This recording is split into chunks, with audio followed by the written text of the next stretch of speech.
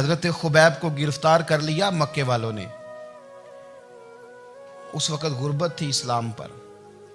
مکے میں سارے لوگ اکٹھے ہو گئے اور چوک میں پھانسی دینے لگے حضرت خبیب کو. کہنا آسان ہے، کرنا بڑا مشکل ہے. بندہ جیل میں الجھ جائے تو میں نے بڑے بڑے سیانے لوگ معافیاں مانگتے دیکھے، بڑے بڑے لوگ کہتے دیکھے ہیں کہ یہ کام بڑا. قید تنہائی بذات خود ایک مصیبت ہے. آپ کو اکیلا رہنا پڑ جائے نا، یہ لاک ڈاؤن ہوا ہے تو لوگ نفسیاتی مریض بن گئے. اکیلے رہنا، تنہا رہنا کوئی چھوٹا کام ہے؟ حضرت خبیب اکیلے، اور مکے کا دور اور چاروں جانب کافر، اور چوک میں جب پھانسی پہ لٹکایا جانے لگا تو ابو سفیان بولے اور بول کے کہنے لگے یار بندہ کوئی کام کر کے بڑا پچھتاتا بھی ہے کہ یار نتیجہ کیا نکلا. تو معاذ اللہ آپ کا بھی نتیجہ تو پھانسی ہے، تو آپ کا کیا خیال ہے؟ یہ آپ یقین کریں کہ لوگ صحیح صحیح ساتھ چلتے ہیں، تھوڑی سی دشواری اٹھانی پڑ جائے تو کہتے ہیں میں گاڑی ٹھیک تھا، پر انہی پتھروں پہ چل کے اگر آ سکو تو آؤ. میرے گھر کے راستے میں کوئی کہکشاں نہیں ہے. لوگ نا میٹھا میٹھا کھانا چاہتے ہیں، تھوڑا کڑوا آ جائے تو مصیبت بن جاتی ہے. کہتے ہیں سارے ہی فلانے سے پیار کریں گے تو میں کروں گا، سارے مخالفت بھی کریں گے تو ہم انشاءاللہ پیار ہی کریں گے. یہ کیا بات ہوئی کہ ہم زمانے کا رنگ دیکھ کے چلیں گے؟ اب بعض لوگ پچھتا رہے ہوتے ہیں. حضرت خبیب سے کہا، ابو سفیان نے ابھی کلمہ نہیں پڑھتے تھے، کہنے لگے تو اس وقت پھانسی پہ لٹک رہا ہے اور تیرے نبی مدینے میں اور آرام میں، اور ان کے صحابہ آرام میں، اہل بیت گھر میں. تیرے ذہن میں اگر اس وقت یہ بات ہو کہ اس وقت تیری جگہ پہ وہ ہوتے معاذ اللہ، تو پھر کیا ہوتا؟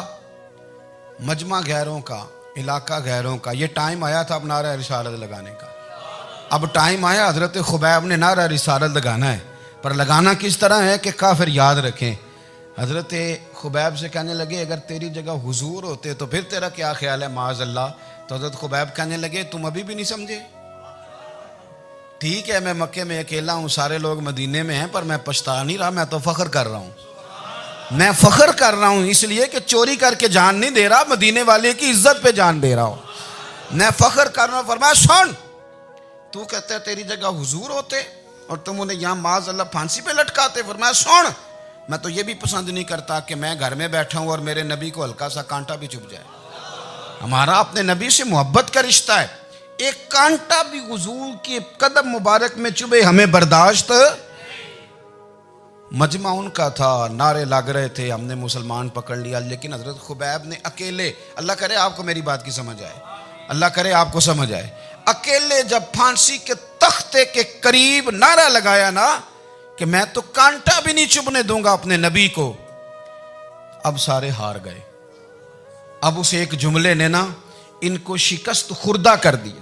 اب بول کچھ نہیں سکتے تھے، گردنیں جھک گئیں. اور جب سناٹا چھایا تو ابو سفیان ساتھ والے سے کہنے لگا باقی ساری باتیں اپنی جگہ پر ہیں، پر اصحاب محمد سے پیار تو بڑا ہی کرتے ہیں نا. اور وہ کچا رنگ للاری والا جیڑا چڑھدا تے لیندا رہندا، اے عشق تیرے دا رنگ محمد چڑھ جائے پھر نہیں لیندا. کہا یار پیار تو یہ کرتے ہیں نا، اس میں کوئی شک والی بات؟ اس پیار سے کافر ڈرتا ہے. نبی پاک کے ساتھ جذباتی وابستگی، حضور کے ساتھ غلاموں کا جذباتی رشتہ، اور نبی پاک صلی اللہ تعالی علیہ وسلم کی آمد پر تشکر کے جذبات.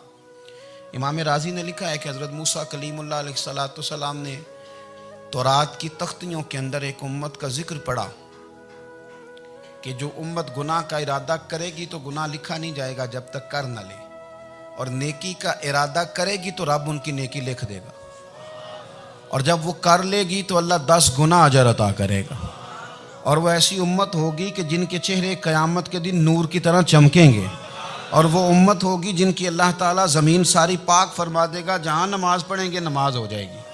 یہ تذکرے پڑھ کے تو حضرت موسیٰ کلیم عرض کرنے لگے اللہ یہ امت میری بنا دے.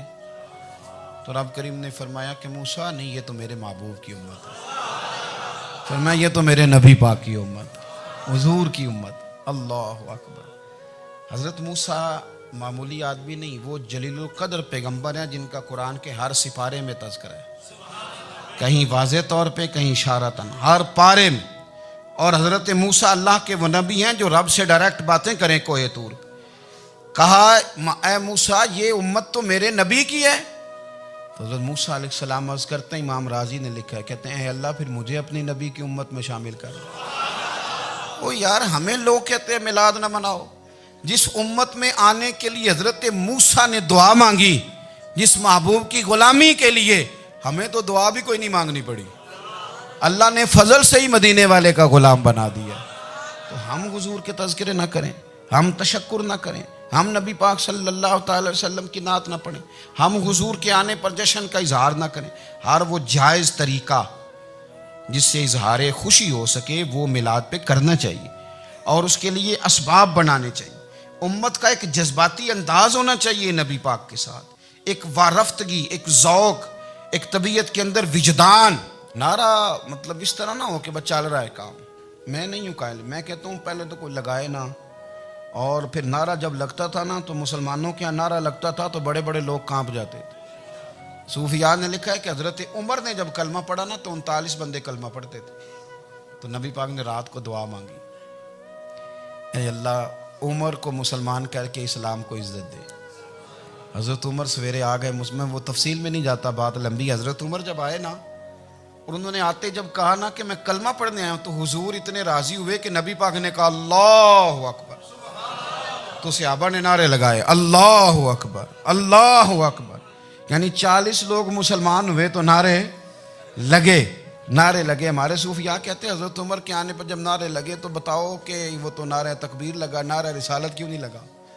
تو کہتے ہیں گویا ہمیں حضور نے یہ سمجھایا ہے، حضور کے اشاروں نے سمجھایا ہے کہ میں اب اپنے نعرے خود تو نہیں نہ لگاؤں گا، میں نے تو اللہ اکبر کہہ دیا، عمر آ گیا ہے میرے نعرے لگاتا رہے گا، نعرے لگیں گے۔ حضرت عمر نے پہلے دن ہی کہا کہ حضور آپ سچے رسول ہیں تو چھپ چھپ کے نماز کیوں پڑھیں؟ شروع ہو گئے نعرے، حضور آپ سچے ہیں تو چھپ چھپ کے نماز کا کیا معنی ہو؟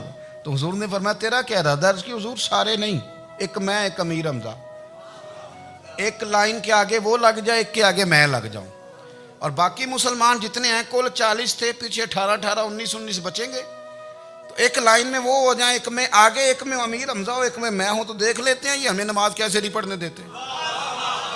ہاں دیکھ لیتے ہیں، آئے نا میدان میں، ادھر آ ستمگر ہنر آزمائیں، تو تیر آزما ہم جگر آزمائیں، اور غلامان محمد جان دینے سے نہیں ڈرتے، یہ سر کٹ جائے یہاں رہ جائے کچھ پرواہ نہیں کرتے۔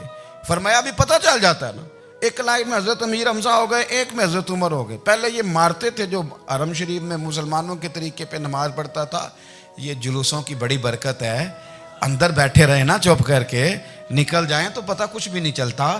جب نکلتے ہیں نا لوگ کہتے ہیں جلوس کیا معنی ہے، تو میں بتاتا ہوں نا جلوس کا معنی کیا ہے۔